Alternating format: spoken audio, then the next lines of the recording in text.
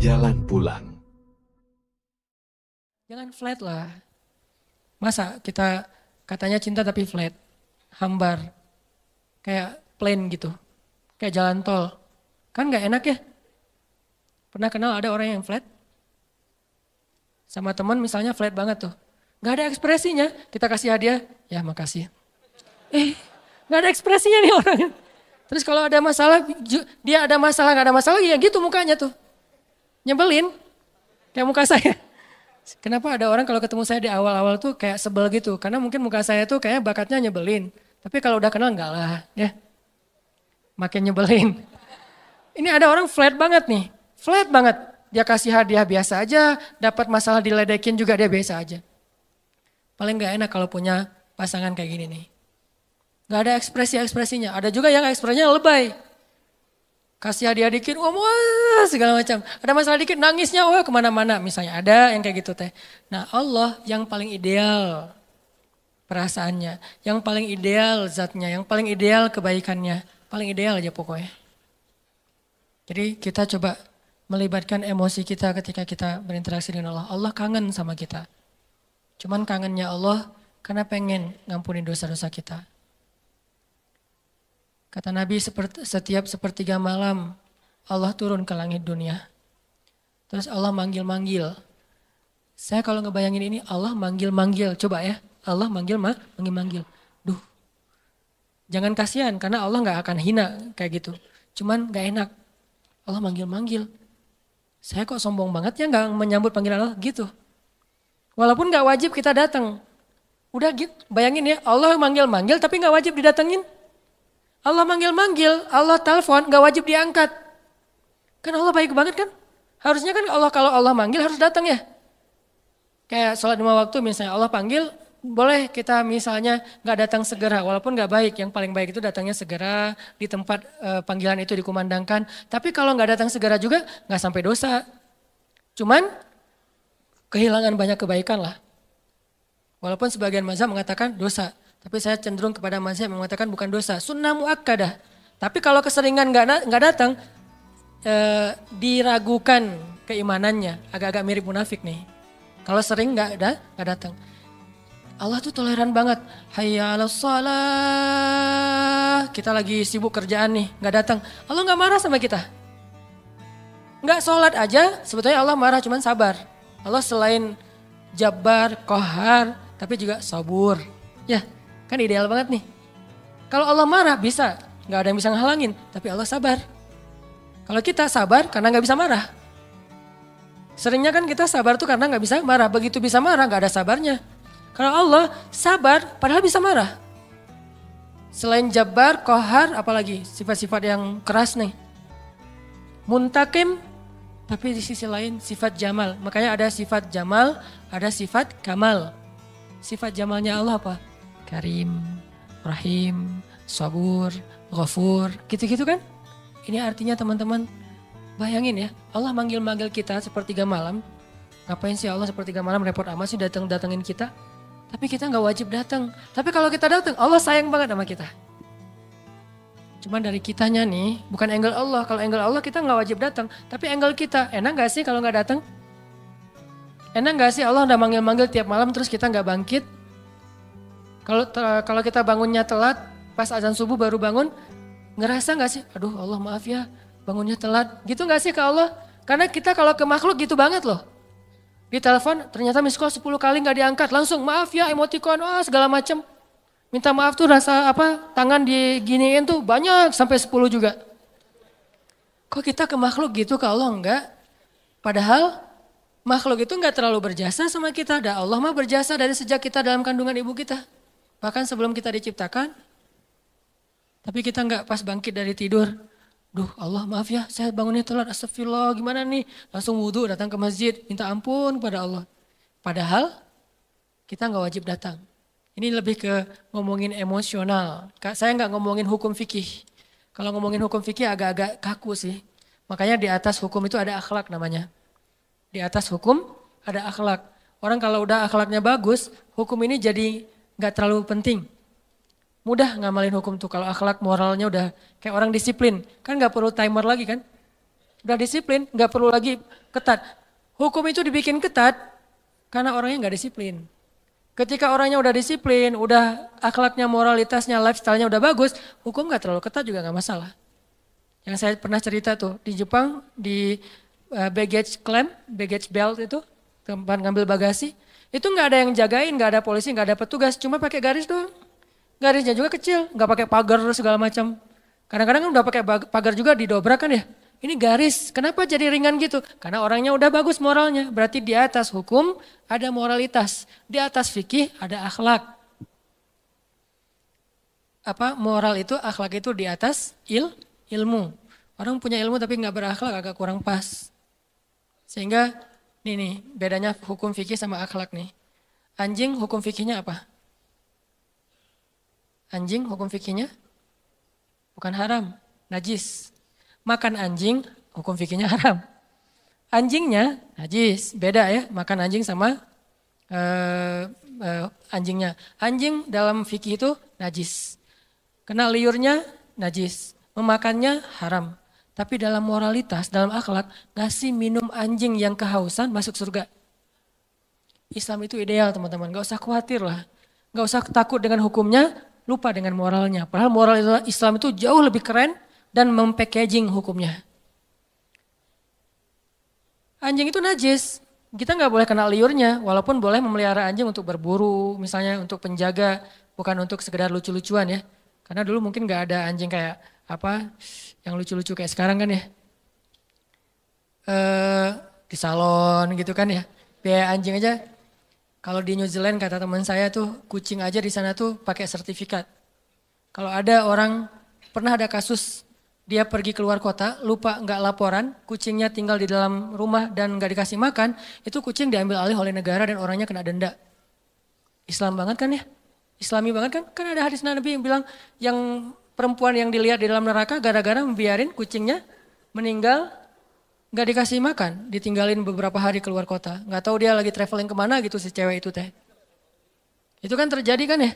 Nah anjing najis, anjing haram, tapi ngasih minum anjing yang kehausan itu masuk surga. Yang ngasih minumnya siapa? Bukan orang soleh. Kalau orang soleh, itu mah amal pelengkap. Bukan, orang yang baru bertobat dari dosa zina. Bukan pezina ya. Karena orang kadang-kadang suka jadi modus tuh. Tuh pezina aja masuk surga. Mana ada pezina masuk surga? Yang ada orang yang bertobat dari zina masuk surga. Orang yang bertobat dari membunuh masuk surga. Nggak ada pembunuh masuk surga, nggak ada itu. Kalau gitu buat apa kita beramal soleh kalau semua juga masuk surga, nggak ada keadilan tuh. Allah kok menciptakan neraka sih, katanya pengasih penyayang, kok ada neraka? Surga neraka adalah bentuk keadilan, karena tanpa surga neraka tidak ada nilainya kebaikan. Ngapain kita harus jadi orang baik, toh nggak akan dibalas juga sama Allah? Ngapain kita takut berbuat dosa, kan nggak akan diazab juga sama Allah? Maka kemana larinya para pembunuh? Kemana larinya para begal? Kemana larinya orang-orang yang menzalimi orang lain? Terus di mana hak para korban kalau tidak ada surga neraka? Tapi kalau sudah diadili di dunia dengan cara-cara yang Allah ridhoi, selesai nggak ada urusan lagi dengan surga neraka. Misalnya pembunuh dikisos, maka dia masuk surga. Karena hukumnya sudah adil. Tapi kalau pembunuh dibiarin, ya ada nanti hukuman akhirat. Itulah keadilan supaya kita meninggalkan dosa dan berbuat baik. Ya, kalau katanya Rahman Rahim tapi diciptain neraka, ini agak-agak belum sempurna nih pola berpikirnya nih.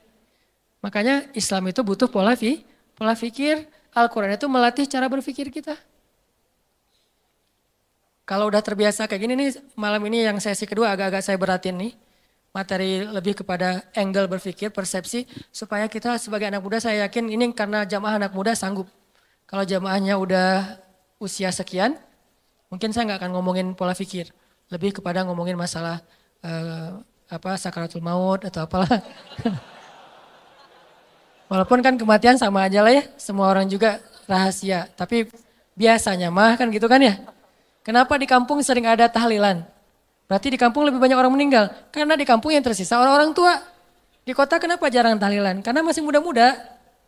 Saya tinggalnya di kampung loh. Satu tinggal di kampung, satu tinggal di kota. Ya gitu aja, gak usah dijelasin. Kenapa saya milih kampung? Memang kita senang suasana di rumah saya kan belakang tuh ada kayak backyard gitu kan, ada kayak kebun kecil. Terus kita kalau sholat duha Kalau ngomong tahajud kan riya duha aja lah yang semua orang juga bisa. Duha itu di kebun. Karena salah satu hobinya Abdullah bin suaminya Asma bin Abu Bakar siapa? Zubair. Abdullah bin Zubair itu hobinya sholat di bawah langit kalau duha. Akhirnya kita kalau duha sesekali itu sholatnya di kebun. Sengaja milih yang Cihanjuang atas yang airnya masih mau mandi aja sayang nih air terlalu bening nih dipakai mandi gitu kan ya. Layak diminum. Cihanjuang atas sama yang agak di perkotaan. Kalau di perkotaan biar mudah aktivitas. Kalau yang di atas biar tenang. Di atas hampir tiap bulan ada kasus orang meninggal. Kenapa? Di kampung. Saya nggak ngambil kompleks, sengaja ngambil kampung.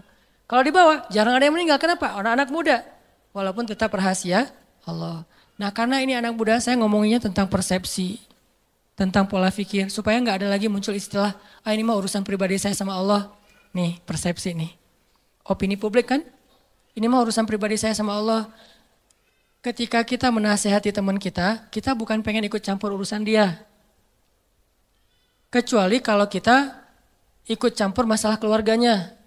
Tapi kalau masalah amal soleh, memang Allah yang nyuruh. Wa tawasau bil haq, wa tawasau bisob. Tinggal nasihatinnya dengan cara yang baik. Bil hikmah, wal mau'izatil hasanah.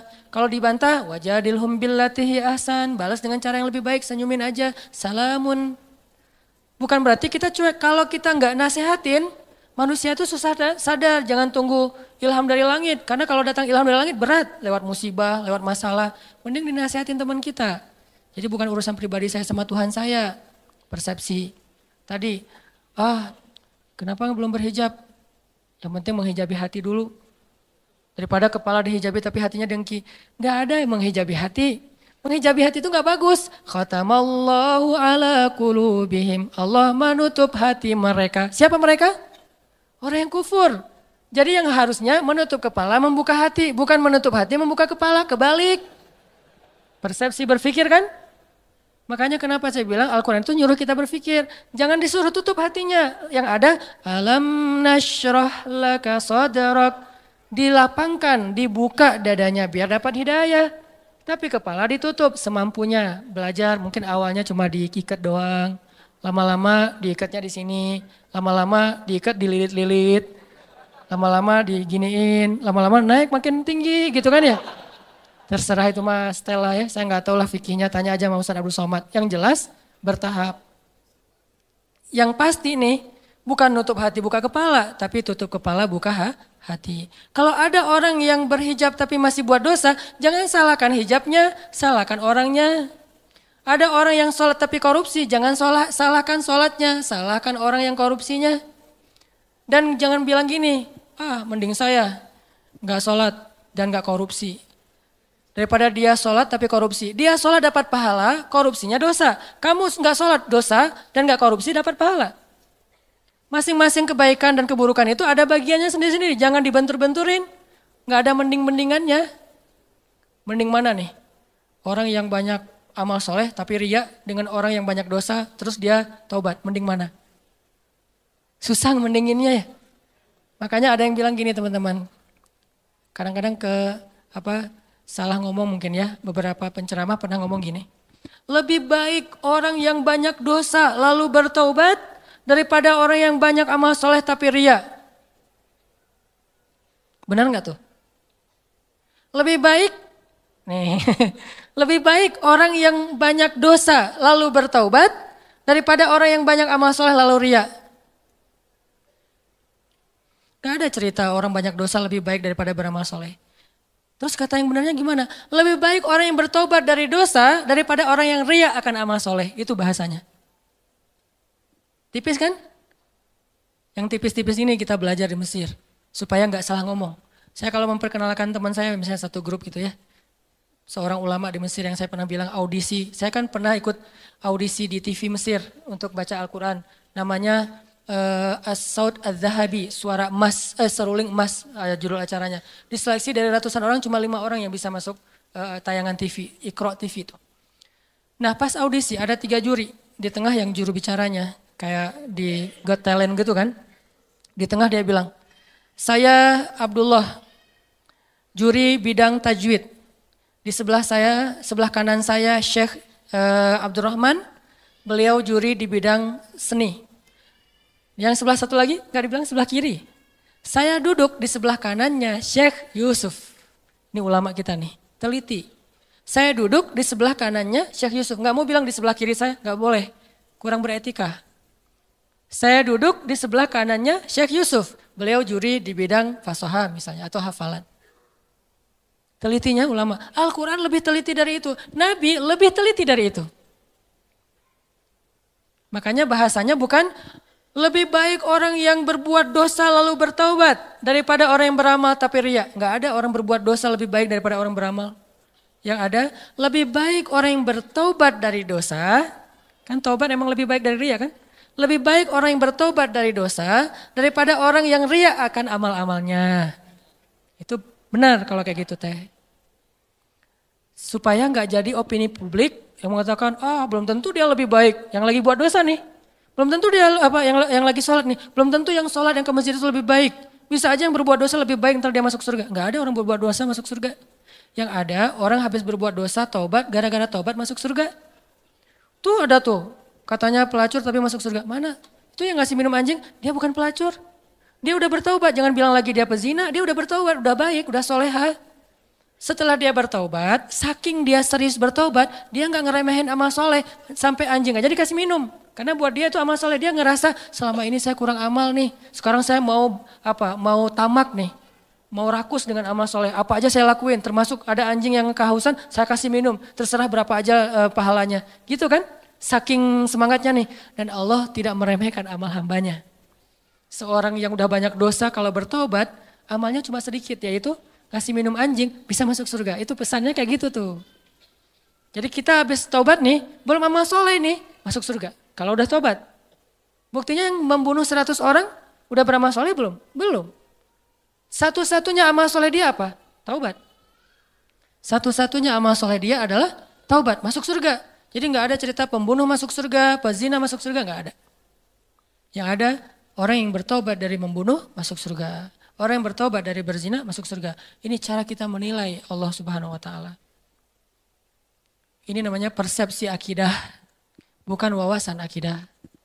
Mungkin di beberapa ta'lim kita belajar wawasan akidah. Wawasan akidah itu uluhiyah, rububiyah, asma, sifat. Itu wawasan akidah. Tapi kadang nggak membentuk persepsi, walaupun itu juga penting. Cuman porsinya harus ditambah, membentuk persepsi kita tentang Allah. Udah selesai belum membangun emosional kita kepada Allah. Kalau akidah kita udah sampai membangun emosional, itu udah keren. Siapa yang terbangun emosionalnya? Rindu, malu. Nabi Ayub itu malu sama Allah. Sakit 10 tahun, gak pernah berdoa ya Allah sembuhin dong, kan saya udah 10 tahun. Enggak, kenapa? Malu sama Allah. Kita boleh gak minta doa sembuh? Boleh banget. Karena derajat iman kita kan gak kayak Nabi Ayub. Lagian Nabi kan mengajarkan kita doa tentang sakit, ya Allahumma rabban nas dan seterusnya. Ditanya sama istri Nabi Ayub, ya Nabi Allah, kamu itu kan Nabi kekasih Allah, kalau kamu berdoa pasti Allah mengijabah. Kenapa gak berdoa aja? Nabi Ayub tanya, istriku tercinta, berapa lama selama ini kita dapat nikmat dari Allah? Ya 17 tahun. Berapa lama sudah kita diuji oleh Allah? 10 tahun, malu saya sama Allah. Baru 10 tahun udah minta. 17 tahun Allah kasih nikmat gak pernah ngomong-ngomong ke kita. Malu sama Allah.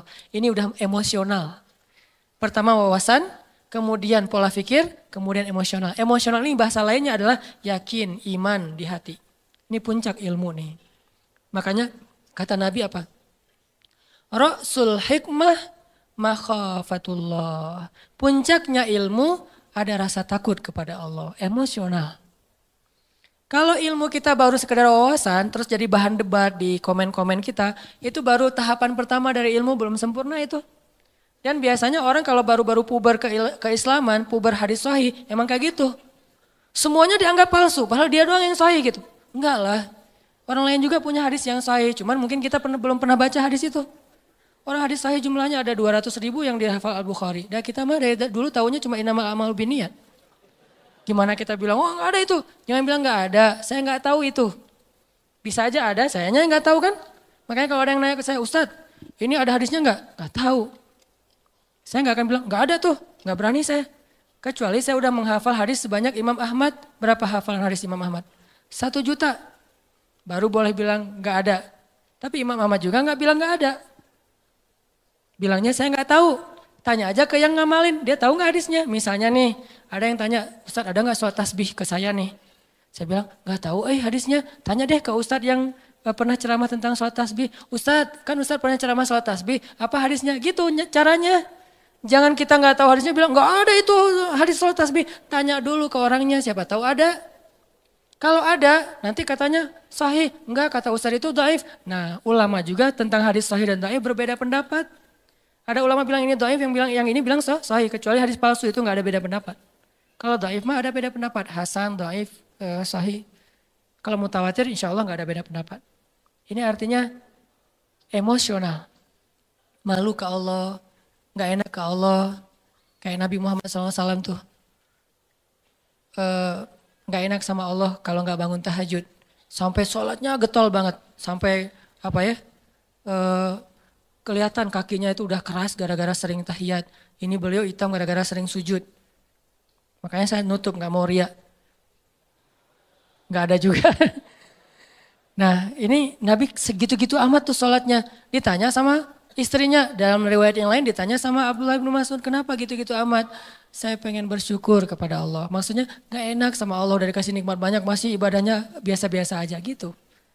Wawasan, persepsi, emosional. Kalau kita udah sampai punya rindu ke Allah, udah kuat nih, udah level 3. Kalau baru sekedar paham Allah, level 2. Kalau cuma tahu Allah, level 1. Kalau enggak sama sekali, ini bermasalah nih. Yuk kita belajar kalau gitu. Kadang-kadang enggak level 1, dia enggak terlalu tahu tentang Allah, tapi langsung punya emosional. Ada yang kayak gitu, kayak Bilal tuh. Bilal tuh enggak ngerti ayat-ayat tentang tauhid secara detail kayak Ibnu Abbas, tapi dia langsung yakin sama Allah. Ada yang kayak gitu. Makanya tempatnya ilmu di dalam hati. Tempatnya hafalan di dalam kepala. Kata ulama. Lahum qulubun la yafqahuna biha. Mereka punya hati tapi enggak ngerti. Jadi teman-teman, Allah aja kangen sama kita.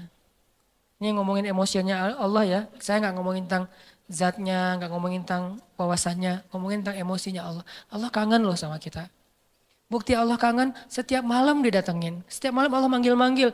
Hai hambaku, kul ya ibadiyalladzina asrafu ala anfusihim. Mana hamba-hambaku? Allah tanya kita hamba. Allah manggil kita hamba, padahal banyak dosa. Harusnya Allah bilang, Kul ya usad, wahai para pendosa. Kan bisa gitu kan? Atau, Kul ya ayyuhan nas, wahai manusia. Tapi Allah enggak, Kul ya ibadi, wahai hamba-hambaku. Hamba-hamba itu kayak, ibu manggil kita anakku gitu. Kita udah sering, ibu kita nelpon ya, ibu kita nelpon, kita reject, alasannya lagi kuliah. Ibu kita nelpon, kita reject, alasannya lagi di jalan.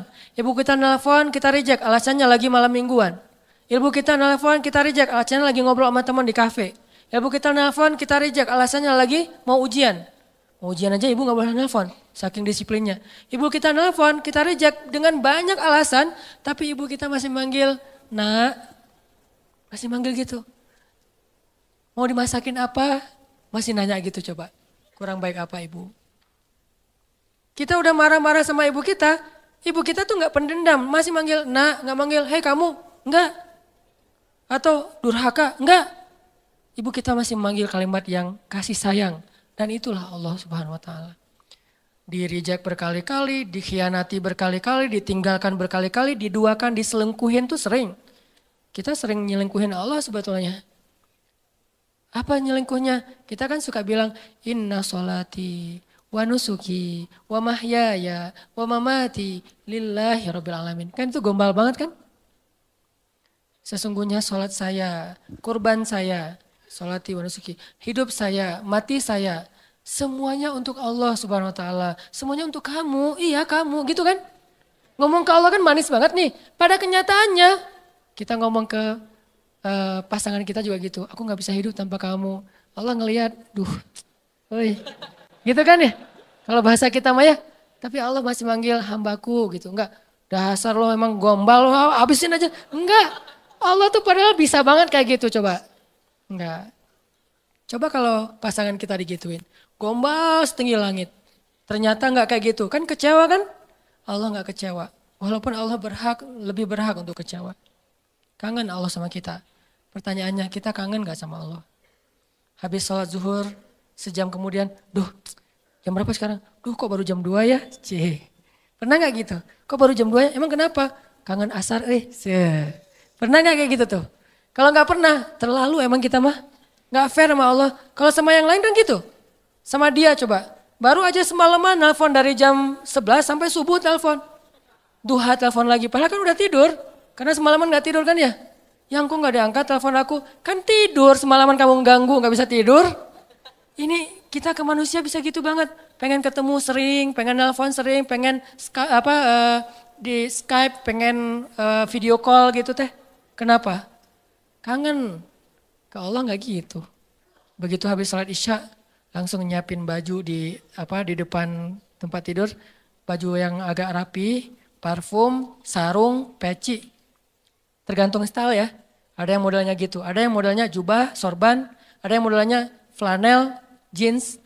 Pokoknya terserah deh mau gaya apa aja, yang penting baju kesukaan kita nih. Kita siapin di meja di dekat tempat tidur. Apaan sih itu? Ini baju untuk nanti malam having date. Untuk dating. Ke siapa? Ke Allah. Pernah gak kayak gitu? Saya juga belum. Ini lagi menasehati diri sendiri nih ya. Gak gitu-gitu amat.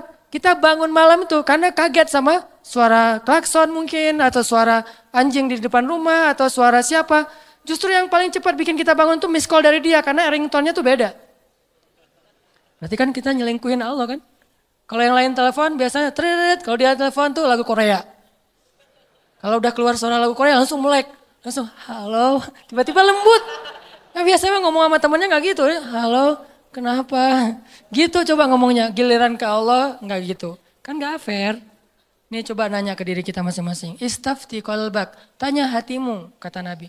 Nabi itu kalau ke Allah tuh udah emosional, bukan lagi wawasan. Nah kita wawasan juga mungkin belum. Apalagi emosional, rasa nggak enak, rasa kangen, siapin baju-bajunya. Pengen apa? Nanti malam pengen ketemu Allah. Kan Allah turun, lebih dekat tuh. Kalau waktu lain Allah nggak turun, lebih jauh. Walaupun jarak dekat dan jauh nggak ngaruh buat Allah, tapi ngaruh buat kita. Allah turun ke langit dunia, saya harus siap-siap nih. Langsung nyiapin segala macam. Terus sebelum itu bilang, ya Allah jangan lupa telepon saya ya. Karena Allah manggilkannya banyak nih hamba-hambanya. Kita pengen dikhususin, ya Allah jangan lupa telepon saya. Maksudnya apa? Allah nelpon kita tuh kemana? Ke hati kita. Diketuk hati kita supaya bangun. Ya Allah please, nanti malam saya pengen ketemu Allah. Jangan lewatin saya ya, yang lain-lain bangun saya enggak kan sedih banget. Gitu ngomong ke Allah mah. Ya Allah telepon saya, tidurlah waktu itu. Pasti ditelepon sama Allah. Jam 2 telepon. Allah kok kecepetan sih nelponnya? Enggak. Saya berharap mas 3:30 ya Allah. Udah dekat-dekat subuh gitu sekalian teh.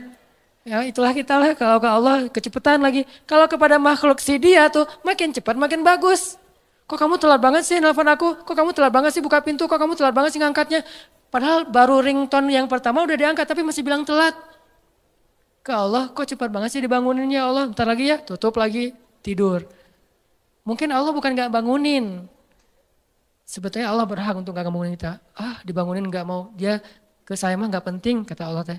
Bisa aja enggak. Kenapa Allah gak membiarkan kita bangun? Allah kasihan sama kita. Oh dia capek nih. Ya udah deh subuh aja dibangunin.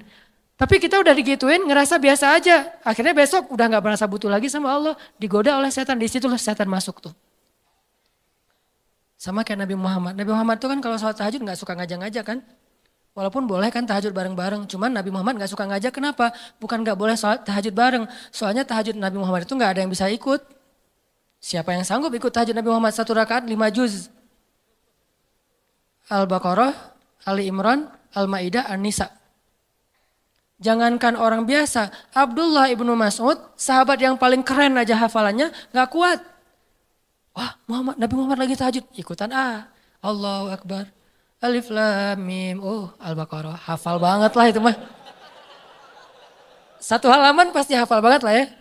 Halaman kedua, semangat, halaman ketiga, lembar kelima dan segala macam. Wah, nggak benar nih, terbalik. Mulai nih, Dan itu yang dirasakan Abdullah ibnu Mas'ud. Mulailah muncul zunun. Prasangka-prasangka buruk dalam diri saya. Oh terbalik, udah mulai kayak gitu nih. Kok lama banget sih? Kayaknya lagi ngejos nih. Tapi mudah-mudahan nanti habis ini rakaat berikutnya enggak. Sampai selesai Al-Baqarah. Mudah-mudahan habis Al-Baqarah. La yukallifullahu nafsan illa usaha. Abdullah udah gini-gini. Wah ada ruku nih. Bahasa kita mah ya. Kan tadi gini lama. Aduh. Dan nih ruku. Alif lam mim. Wah. Ali Imran coba. Wah Ali Imran 1 juz lebih. Mudah-mudahan habis Ali Imran ditahan-tahan nih. Mudah-mudahan Nabi nggak ingat lagi ya An-Nisa, lupa kayak. Kalau udah lupa kan ruku. Kalau bahasa kita mah ya. Ya ayyuhan nasu taqu rabbakum An-Nisa. Hampir kata Abdullah saya batalin. Itu sekali-kalinya first and last sholat di belakang Nabi. Sholat Nabi kan? Makanya Nabi itu gak mau ngajak-ngajak tahajud. Bukannya gak boleh bareng-bareng. Nabi tahu diri lah. Tahu diri. Kalau kita tahu diri gak ngajak-ngajak. Soalnya tahajudnya mepet-mepet ke azan subuh. Tahajud 2 rakaat, witir 1 rakaat. Kalau enggak sekalian aja witir udah disatuin dengan tahajud 1 rakaat. Sholat tahajud. Saya sering sholat tahajud 1 rakaat witir doang. Kenapa? Karena pas lihat jam 4 lewat 5 azan. Ya udah witir aja deh. Saking gak solehnya. Nabi saking solehnya gak berani ngajak orang. Ini juga kedewasaan Nabi nih. Beliau kalau ngasih contoh, kasih contoh yang bisa ditiru. Kalau melakukan yang gak bisa ditiru, gak mau nyontohin ke orang lain. Kalau kita kebalik, giliran dilihat orang lain yang gak bisa ditiru. Giliran sendiri, yang orang lain semua bisa lakuin juga. Artinya kita tuh kurang bijak, pamer. Nabi kalau sholat sunnah qabliyah di rumahnya 4 rakaat. Kalau di masjid 2 rakaat. Supaya bisa ditiru. Ketika ditanya kok gitu Nabi, likaila yakuna harajan li ummati, supaya enggak ngeberatin kalian. Coba. Ini emosional Nabi nih. Bahasa fikihnya sariratun Nabi. Kan Nabi itu ada surah, sirah, sarirah ya. Surah jenggot, rambut segini, itu rambut 2017 banget lah pokoknya. Rambut zaman now. Terus jubahan.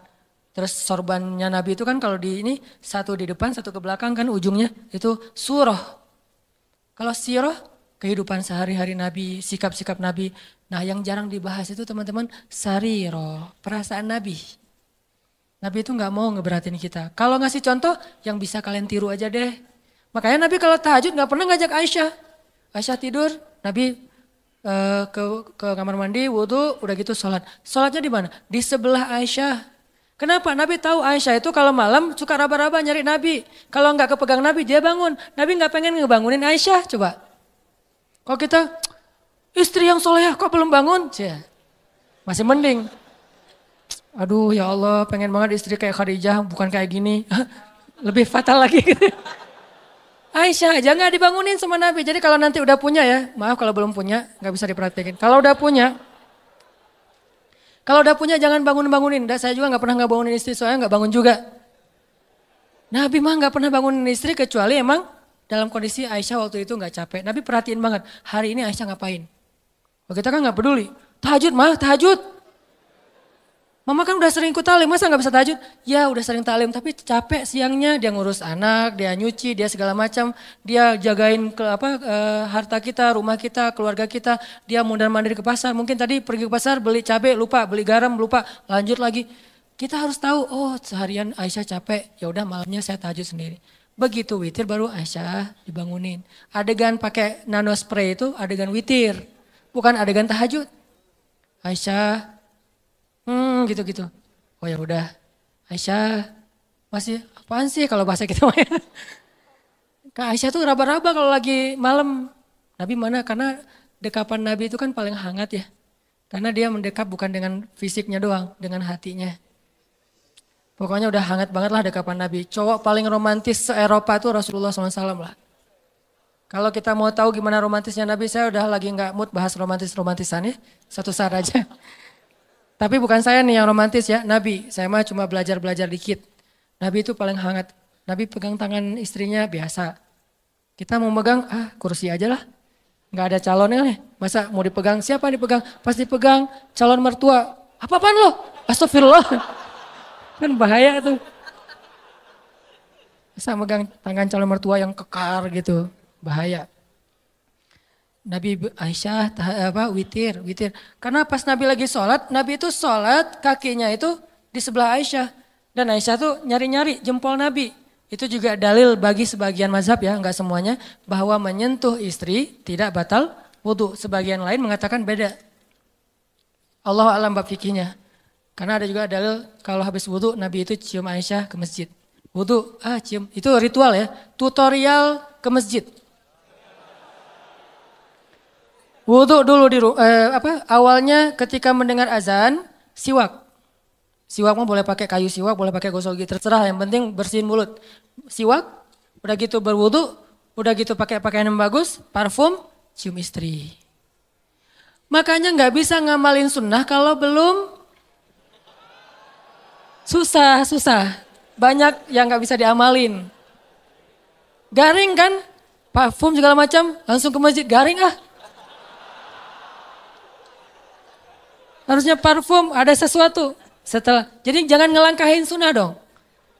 Runtutannya harus rapi. Siwak, wudu, pakai baju yang bagus, parfuman. Nah, bagian apa? Terserah. Mau di pipi, mau di jidat. Ya itu ajalah 2. Pipi atau jidat, udah. Dan kecupan itu penuh kasih sayang. Istri juga pasti gituin, itu kayak mentransfer amal soleh ya. Mentransfer kebaikan. Istri langsung pasti gituin, oh iya ya sholat. Jadi jangan bilang, ma sholat, enggak. Wudu, parfum, cium. Oh tanda udah waktunya sholat. Kan keren banget ya alarmnya ya. Jangan pakai alarm, ma sholat, ma udah azan. Jangan, enggak keren, terlalu mainstream. Alarm sholat dari suami ke istri itu adalah kecupan. Kalau di kantor gimana Ustaz? Kirim aja emoticon kecupan. Jadi kalau udah jam 12 muncul tuh emoticon kecupan. Oh waktu sholat. Kan keren ya? Sunnah banget lah itu. Makanya ngelihat sunnah tuh dari angle kekinian. Biar lebih bisa praktekinnya agak-agak nyaman gitu. Ini ternyata, tadi ngomong kenapa jadi kesini? Susah dibendung Intinya mah ada sariroh. Nabi itu perasaannya luar biasa. Makanya Nabi pas lagi sholat jempolnya di dekat Aisyah. Aisyah tidur kan, tidurnya mereka di bawah ya. Kayak orang Jepang gitu, nggak pakai spring bed segala macam. Di bawah tidurnya karena memang sederhana. Aisyah pas lagi tidur cari-cari jempol Nabi. Oh ada jempolnya, Nabi sholat. Kalau kita pas dijempolin gitu, sok-sok khusyuk gitu, nggak boleh disentuh makhluk. Ini saya lagi menghadap Allah, makhluk minggir. Allahu Akbar. Nggak gitu-gitu amat lah, sholat mah. Sholat juga tetap romantis. Sholat jempolnya dipegangin. Itu sholat romantis tuh teh. Jangan mentang-mentang udah sholat jadi kaku. Makanya orang kalau beragama jangan jadi kaku. Justru harusnya jadi rahmah. Makin ngerti agama makin rahmah. Jangan makin ngerti agama makin kaku, makin strike. Jangan, kebalik. Kenapa ada kesan orang makin belajar ilmu agama makin gampang galak? Berarti kita nggak belajar sarirah Nabi, perasaan Nabi. Cuman belajar sirah atau surah mungkin. Harusnya makin belajar agama makin ngademin. Disentuh jempolnya biarin aja. Sujud. Pas sujud didatengin cucunya atau anaknya naik ke atas pundak Nabi. Nabi sujudnya dilama-lamain. Kenapa? Gak mau ganggu anak kecil yang lagi main di atas pundak beliau. Coba. Ternyata dalam ibadah juga ada akhlak. Jangan berpikir ketika beribadah akhlaknya dibuang. Enggak. Dalam ibadah aja pakai akhlak. Apakah kalau kayak gitu kita menduakan Allah? Enggak. Allah senang dengan hamba yang kayak gitu. Allah tuh enggak egois. Yang kalau menghadap Allah makhluk minggir. Enggak. Dilama-lamain sama Nabi. Kenapa? Cucunya masih main atau anaknya masih main. Begitu anaknya turun baru Allahu Akbar. Sampai saking lamanya sahabat jadi nanya ke Nabi. Walaupun gak ada yang noong gitu. Apaan sih Nabi? Enggak. Kan kadang kalau kita mah kelamaan jangan-jangan imamnya meninggal nih. Enggak. Kan ada yang meninggalnya husnul khotimah gitu kan. Lagi sholat husnul khotimah meninggal. Nih imam soleh banget sih meninggal lagi sholat. Nih gimana dengan kita nih? Enggak. Mereka husnuzon. Cuman agak penasaran, kepo gitu. Kenapa Nabi sholatnya lama banget ya sujudnya? Pas sudah selesai sholat nanya, ya Rasulullah kenapa lama banget sujudnya? Tadi anak-anak saya itu naik ke atas, cucu saya itu naik ke atas pundak dan saya tidak ingin mengganggu mereka. Kita, begitu anak naik ke atas pundak, ya Allah ujian nih makhluk nih. Mana akhlak? Jangan gitu sama anak-anak kita, biarin aja. Terus gimana dengan makmum Ustadz? Makmumnya kan istri kita sendiri. Makanya kalau makmum ngelihat kayak gitu anaknya biarin aja. Di situ kita belajar sujud yang lama. Naik, kalau nggak turun-turun juga Ustaz, ya udah kalau yang ternyata harus bangkit juga, bangkit pelan-pelan. Bukan bangkitnya sampai terbang. Terbang ke pintu gitu. Wah, kekerasan anak ya, ini bisa dilaporin nanti. Makanya Nabi pelan bangkit. Lagi sujud kan suka-suka, kadang-kadang ada yang model mazhabnya tuh, ini gini kan ya. Karena istri saya ada yang tahiyatnya gini, ada yang gini. Maaf. Tahiyat aja pokoknya lah. Yang gini nih, kalau dia lagi sholat tahiyat, dia gini, anak saya pasti nangkep tuh. Pas ngelihat ibunya gini, dipegangin sama anak saya. Takut lepas kali ya, ini dipegangin. Nih alhamdulillah ya, mazhab kita macam-macam. Kalau saya mah tergantung. Kalau lagi gini-gini, kalau lagi kan tahu fikih ya, bukan karena ikut istri, tahu fikih. Yang ibunya kayak gini, tangkap sama anak kita. Mah, kenapa sih sholatnya kayak gitu banget? Nggak pegal apa? Diajarin. Kalau yang satu diam aja gini, santai. Jadi ada yang enjoy, ada yang maksimal. Tergantung mazhab. Buat saya semua mazhab selama ahlus sunnah wal jamaah respect. Gak boleh menjudge, respect each other. Mau NU mau Muhammadiyah terserah lah. Orang mertua saya ada yang NU, ayah saya Muhammadiyah, saya galau gitu. Mau yang mana nih? Ya udah deh, kalau ke Jawa Timur NU, kalau ke sana Muhammadiyah, di sana ikut tahlilan, kalau di sini nggak pakai tahlilan, menghormati. Lagian bukan bab yang usul. Ternyata Nabi pernah sholat, lagi sholat, terus ada anak kecil nangis di belakang, langsung buru-buru sholatnya. Bayangin, sholat ikut kondisi manusia. Ada anak kecil nangis di shaf ibu-ibu, Nabi sholatnya lebih cepat dari biasanya. Saking cepatnya, sahabat nanya. Karena kalau nggak mengherankan, sahabat nggak akan nanya. Ya Rasul kenapa kok buru-buru? Apa yang terjadi? Kata Nabi lagi sholat, tadi aku pengen baca ayat yang agak panjang. Tapi mendengar anak kecil nangis, aku khawatir merepotkan ibunya, makanya dipercepat. Lihat akhlak, sarirah Nabi, perasaan nggak enak Nabi itu tinggi loh. Kita kadang-kadang nggak peduli perasaan orang lain, asal ngomong aja. Modalnya cuma satu, balighu anni walau ayah, sampaikan dariku walaupun cuma satu ayat. Itu cuma satu hadis, masih banyak hadis yang lain suruh jaga perasaan. Emosional, kangen gak sama Allah, kangen gak sama Nabi, dan Nabi juga kangen sama kita. Kalau belum kangen, kita harus banyak istighfar, minta sama Allah, ya Allah bikin saya kangen dong. Karena kangen sama Allah tuh pasti indah banget. Sama kayak kita kangen dengan orang tua tuh indah banget. Saya selama di Mesir itu kangen sama orang tua, pengen pulang gak punya duit. Ada duit sekali, boros, habis mau pulang. Pas mau pulang itu pas habis duit biasanya. Kalau lagi banyak duit gak pengen pulang. Kan masalah kita gitu kan ya. Ke Allah juga gitu kan. Kalau lagi banyak masalah baru kangen sama Allah. Kalau lagi gak banyak masalah gak kangen sama Allah. Gitu juga ke orang tua. Giliran banyak masalah saya kangen ibu. Sama kayak sekarang kalau lagi ada masalah saya suka bilang, Mak kangen sama emak. Pengen pulang ke Aceh. Kenapa? Lagi banyak masalah. Tapi kalau gak lagi banyak masalah gak kangen. Ini manusiawi banget nih. Makanya coba belajar kangen sama Allah. Kalau udah dapat kangen indah banget. Kalau kangen kepada manusia kadang-kadang agak emang ngeganggu sih. Apalagi kalau LDRan kan ganggu banget ya. Tapi kalau kangen sama Allah gimana pun LDRan kan Allah dengan kita kan LDRan nih. Jauh di langit sama di bumi. Tapi Allah bisa datang di detik itu juga. Inni qarib. Caranya gimana? Telepon aja. Wa idza sa'alaka ibadi anni langsung inni qarib. Seolah-olah Allah ngomong gini, kan kita tuh jauhan ya hambaku, tapi kalau kamu telepon aku langsung datang seketika itu juga. Gitu maksudnya. Wa idza sa'alaka ibadi anni fa inni qarib, itu maksudnya apa? Wahai hambaku, jarak kita emang jauh, kamu di bumi, aku di langit. Tapi kalau kamu telepon aku nih, nanya tentang aku langsung ada di dekat kamu. Allah langsung pulang dalam bahasa kita. Yuk kita belajar kangen sama Allah. Kadang-kadang kangennya harus dipaksain dulu, nggak natural. Kayak tadi nyiapin baju-baju tahajud, nyiapin OOTD buat duha gitu ya. Agak-agak dipaksain awalnya, nggak apa-apa biarin aja. Lama-lama nanti muncul. Nggak bisa natural banget, harus ada semacam settingan dulu di awalnya. Sama-sama kita belajar, banyak hal yang malam ini kita bisa petik hikmahnya. Termasuk tadi sariratun Nabi, termasuk tadi nikmat Allah yang kita nggak tahu, padahal banyak ya. Mudah-mudahan semua ini jadi kebaikan dalam kehidupan kita sehari-hari.